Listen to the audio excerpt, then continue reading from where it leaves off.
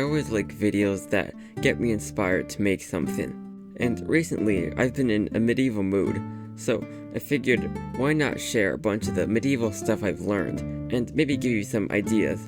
So this video is basically just a big bunch of things about medieval that will hopefully help you with the main and important things to creating that medieval feel. Alright, so there's a lot to go over, but before we can do anything, we need music. So what did they use back then? Well, there's a bunch, but some of my favorite or more important ones I feel are the harp. They always sound very royal and magical. The viella kind of gives me like that village or farm feel. There's also the sackbut, which is basically just an early version of a trombone. Bagpipes are another great one. They also have that kind of harsh, woody, natural feel to them. I don't really know how to describe it, but it just sounds old and medieval. There's also the portative organ, which is another great one. For a calmer tone, there's the medieval version of an ocarina, known as the gem's horn. This type of instrument sounds super natural to me. I mean not supernatural as in paranormal, I mean like in nature. It sounds really naturey. I could see this being played in the middle of a desert or forest or something. Just that great nature feel. And one that I feel is very medieval is the shawm, an early version of the oboe, which has that nice peppy horn-like tone to it. Great for a more lively medieval dance or something. Then there's the lute, which really adds that flair that I find a lot of medieval sounding music has. There's also this weird triangle-shaped slab of wood called a psaltery, which was also thought to have been used at the time. Though, for music, I find this one to be a bit grating on the ears, so maybe skip that one. Alright, let's go over that classic medieval style and architecture. Like, when I think of medieval houses, the first thing I think of is something like this. So let's break it down real quick. First, of course, there's the half timbering, which is that cool look of the wood against the wall. It was used a lot on buildings at the time, partially because of the structural stability, but also it just had a really nice look to it. I wish more houses use it today. It's really nice. And then there's the thatch roofing, which was either made from straw or reeds, and although it doesn't seem super sturdy, it apparently was really good at keeping out moisture. And as for why medieval houses have this overhang, that could be for a few reasons. The first is because you were only allowed so much room to build, so extending out each floor would allow you to get away with a bit more space, without actually taking up any more of the ground, which is what they judged you on. The second reason is because the first floor was also meant for things such as animals and storage, while the actual living space would be above. So probably don't go putting any couches or beds in the bottom. Think of it like your basement or garage. It may be the place where you enter the house, but it's also the place where all the junk is. Not to call animals junk or anything, but you know. And as to why medieval buildings always seem to have arched windows, it was again just for the structural stability. But man, it looks medieval. So make sure to add those as well. Castles are very interesting because there's just so many different types of them. If you're going for a realistic castle, you're going to want it to be on a hill or elevated piece of terrain. This is what most castles did, as it was a lot easier to defend it that way.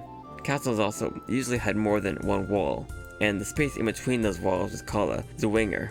This was useful because if attackers got through the first wall, it would then be a lot easier to pick them off in this tight corridor one at a time.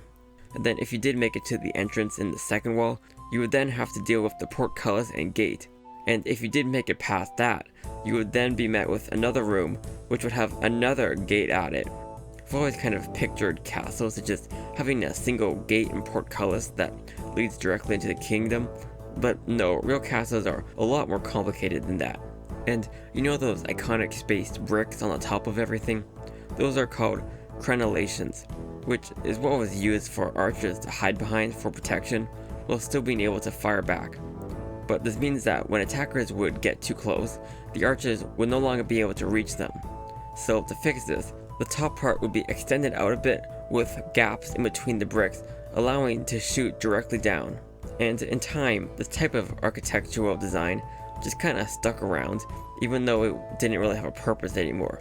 You can see this a lot on different types of castle-like buildings. They will still have those bricks kind of sticking out in places, but you notice there's no holes there for archers to shoot out of. It's just for design now. But now, the big question. Where is the village? And this is something that's really going to have to be up to you. Most castles were on their own, with the village being built around it. Though with some of them, more walls were then built around those villages. And those walls might even have more villages around them, which then would have more walls built around them. So kind of like a big old sandwich of villages squeezed between castle wall bread. So where the castle actually ends can be hard to say. Then I've also seen designs for castles where the village is kind of like built into the castle in stepped layers of houses and roads, which I think is a very neat look. Then there are also those cheap dollar store castles that don't protect any houses, don't have any defense, and are really just there to look nice, despite the fact that the place they're in is actually filled with dangerous enemies, and the princess is constantly getting kidnapped every few days, because if they even had one bit of defense, this wouldn't happen. Anyways, let's talk about colors. Now, deciding colors for a medieval theme is not like deciding colors for a holiday, like in my other videos. There really isn't one shade of red called medieval red or anything, but there were pigments they used back then that were more common than others, and some that were basically impossible to use that you should be aware of. Of course, the most common colors were earthy tones like your brownish yellows and reds and beiges, just the basic tones that would end up appearing when you mix together fabrics and, stuff like that. And when it came to some easier dyes that could be made, they were able to get some reds, yellows, and greens from plants, though of course still not saturated at all, very faded and earthy. But by far the hardest color to get was purple, which was gotten from the secretions of a certain type of sea snail, which, as you can imagine, is not the easiest thing to do, let alone get enough of it to actually dye something like a shirt. If purple was ever used, it was only for royalty or the very powerful. Overall, it's best to stick to red, yellow, green, blue, and white. They were simple colors, but by far the most commonly used for flags and artwork around the time. And when it comes to clothes or other decoration, stick to brown and beige, or faded reds, blues, and greens. Overall, it's really pretty open, just don't go around dressing people in neon pink tights or anything. Speaking of clothes,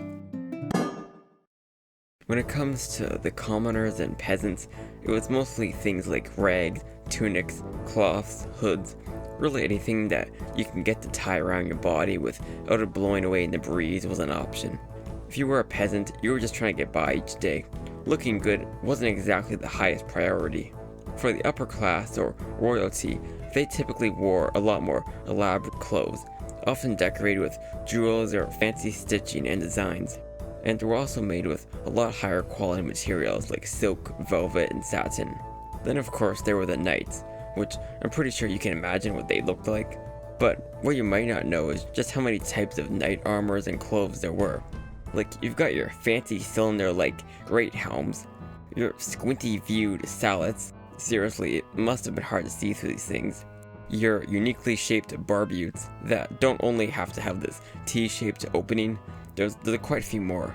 And your normars, which, I'm sorry, these things just kind of look kind of stupid to me. They kind of look like if you put a bowl upside down your head, and that long hanging down part there just looks kind of funny. So, of course, as you can see, that was the helmet type I went for when designing the background theme for this video. Then you got your chainmail hoods, your pointy-brimmed morions, your armets, your kettle helmets, which is another type that, now that I'm looking at it, also kind of looks dumb as well. And who could forget the pig-faced bassinet, which I feel is kind of insulting to pigs. They're not as ugly as this cone-nosed metal thing. Anyways, that's just a few of them. Seriously, when I was looking this stuff up, I must have seen at least 30 other types. Not to mention all the different variations of the ones I already mentioned. There's a lot of possibilities when it comes to helmets. But that's just the helmets. Don't get me started on the armors or the breastplates, the padrons, the gauntlets, the greaves, the sabatons. Yeah, we need to move on. So, what did they do back then before they had phones? Turns out they worked. Most of the people at the time worked on farms, growing crops, dealing with animals, typical farm stuff. That was definitely the most common by far. But after that, there were things like the blacksmiths, who of course made weapons and tools.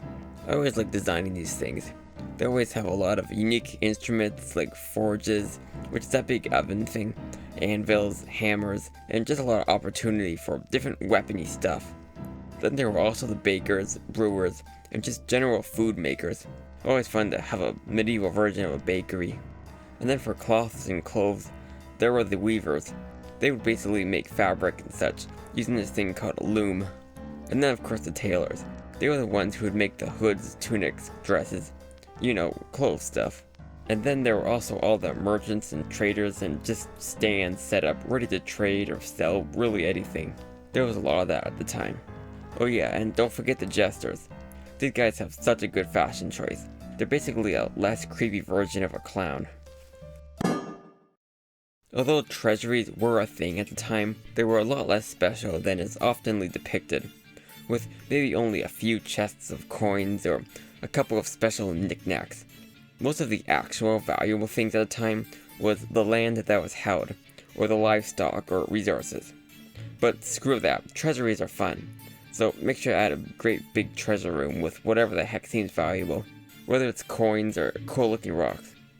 That being said, it's good to remember that castles needed a lot of resources, so make sure to fill any empty spaces with crates, barrels, sacks, just all that good space-filling stuff. It really adds to the aesthetic. Now, this is another possibly huge category of things, so I'm just going to go over the ones I think would be the most useful to know about. First, of course, there's the swords, which can come in many different flavors, like broadswords, long swords, arming swords, daggers, great swords, halberds. I could go on, there's literally hundreds of these things. Then there are the spears or pikes, which again come in many different shapes and sizes. Or the axes, which could be anywhere from a small hatchet to an overly sized battle axe. There were also hammers, war hammers, maces, and generally just big chunks of stuff stuck to the ends of sticks. Typical hammer stuff. Then of course you've got the bow, a well-known ranged weapon. But there's also the medieval version of a gun, also known as a crossbow. Seriously, it just had a trigger that you pull, then it fires out an arrow. It's literally a medieval version of a gun. Then there's some of the weird weapons that I don't see being used much in media, but they're still really cool. Like the flail, which is basically just a spiky ball chained to a stick. To me, it's such a cool looking weapon. It also seems kind of dangerous to use. Like, I've waved around cat toys before and I feel like I always end up swinging them around and hitting me in the face or something. So I can see why flails aren't used anymore. But still, it's a great idea for a weapon. Then there are the big boy toys like the catapults and tributes. Now, as you can imagine, these things didn't have the best accuracy, so they'd often just be used during things like sieges just to throw some big chunk of something into battle. Because if you throw a big rock into a crowd, chances are it was going to hit someone. Then you got bills. They're this weird looking thing that looks like what I'd expect to happen if you asked a 2-year-old to design a sword. But this thing actually has a purpose. If you can stab with it, while also being able to hook and cut. There's also a lot more weird weapons that I've never even heard of before. But this category is getting a bit long, so I'd recommend just looking up weird, obscure medieval weapons if you still need ideas. Anyways, food. Finally, the most interesting part, the food.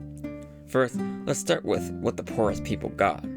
Grains were the most common thing at the time. So think oats, rye, barley, stuff like that. Anything that could be made from those was an option, like bread or porridge. Then there were vegetables like cabbage, onions, peas, beans, turnips, carrots, bananas. Maybe not the last one, but just vegetables in general. And just like with the grain, anything that could be done with them like soups, stews, and pottages were an option. Then, if you're really feeling the inner medieval chef in you, you could even combine those grains and vegetables to create gruel, which was made by boiling grains in vegetable broth. Still probably not the tastiest of meals, but you didn't exactly have much to work with at the time. Though if you had livestock, you could also get things like cheese, butter, and of course meat. Though again, this was only if you owned livestock, or else you were going to have to pay a lot if you wanted to get some otherwise. Then there were also the real expensive stuff, like honey, pastries, bread, puddings, wines, and ales, even gingerbread. though I kinda doubt it looked like the gingerbread we have today. They probably weren't making houses at the time. Typically, stylized and exaggerated things like proportions or features look good. However, to accurately know what to exaggerate, you need to know the basics, which is why I just told you about a whole bunch of medieval information. What you choose to keep, exaggerate, or throw away is up to you, but I think it's important to not just stick to what is real. Like, I always hear of people when writing a book will go through and look up accurate historical information to get everything exactly right. And while that may be good to do, I personally enjoy stories and just media a lot more when it's made up. Maybe that's just me, but I personally prefer seeing some weird, crazy, tall castle that's built into the sky with some weird inhabitants or weird colors. Sure, it's cool if you like make a historically accurate castle, but at the end of the day, I think it's the most fun to experience and to make if you just get a little creative and do something a little weird. I think once you know how something works in real life, it's good to take the best parts of it and exaggerate or expand on them. That's always what I find to be the most enjoyable part about art, and I see a lot of people who just immediately go to making something realistic, while not really considering the possibility that they don't have to do that. Also, I'd be interested to know if you found this video inspiring at all. I always like videos that get me inspired, so I really hope this video at least gave you some ideas for medieval stuff. And if it didn't, I'd also like to know that, because again, I want these videos to be inspiring. If there's something that I can change, I want to know.